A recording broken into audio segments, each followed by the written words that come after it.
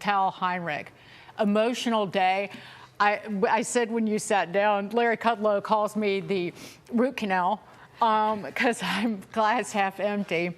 But today, it is before you get to the what ifs and the what now and what needs to happen. It is a day of celebration and acknowledgement of where there is a will, there's a way. Right, and thank you for having me here on such a monumental day, a historic day indeed for the country. You know, people in Israel were waiting awake all night in anticipation, out in the streets, in public squares, just to see these remarkable images that you just played here. The families reuniting those faces that we're used to seeing on national TV for 2 years, but never smiling, finally smiling, finally getting this moment of relief that they so much deserve. We haven't had so many moments throughout these past 2 years in which we could fully rejoice as a nation. And today was one of these days. But of course, we were talking about it here on set a bit before the program started, that in this very moment, we also remember the huge sacrifice and effort made by our soldiers, brave IDF soldiers who fought on the ground to make this a reality, to actually create the conditions that brought our leaders to be able to facilitate such a great deal that President Trump, Prime Minister Netanyahu were able to get. At no other point, such a deal, such a proposal was never on the table. A historic day for sure, and President Trump deserves so much credit for inheriting this situation and working Israel's way out and America's way out as well, and bringing everybody together to find a way forward. I'm excited about that. But there's part of me that also remembers the 738 days and the ideological rot that got us there, and the demonization of Israel and Jews, the likes of which I never thought I would see again in this country. And so I don't trust Hamas.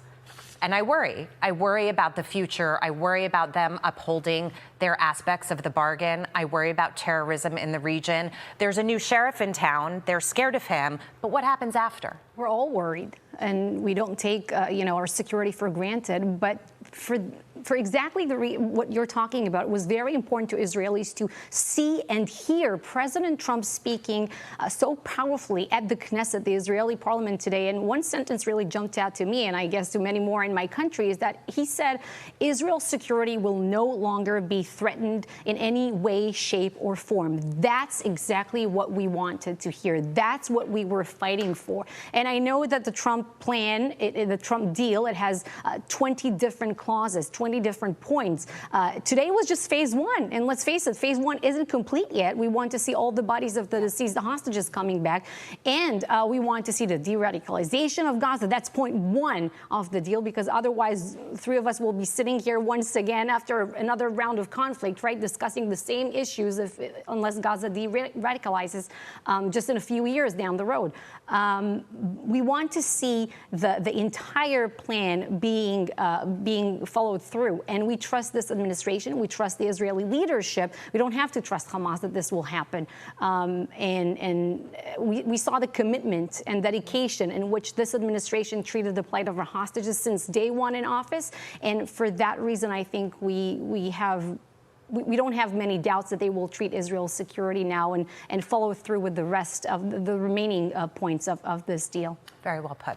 It's also incumbent upon us here in the United States to speak up and fight back against the moral rot that's on display among our fellow citizens and Americans on the left and on the right, in terms of, because there is no place for the hatred of Jewish individuals and families in the U.S. either. And this nation has some work to do in terms of fighting against anti-Semitism. 100%.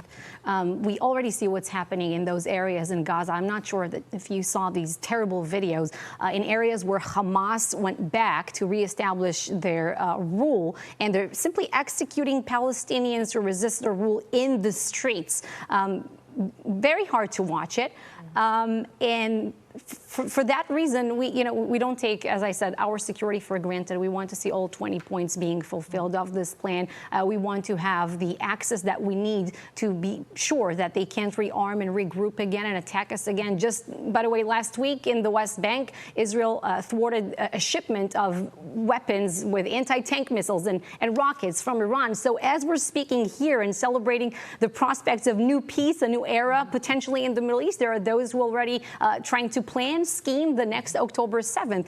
We're not naive about it, and we'll do everything we can to prevent it. Tal Heinrich, great to see you. Thank you.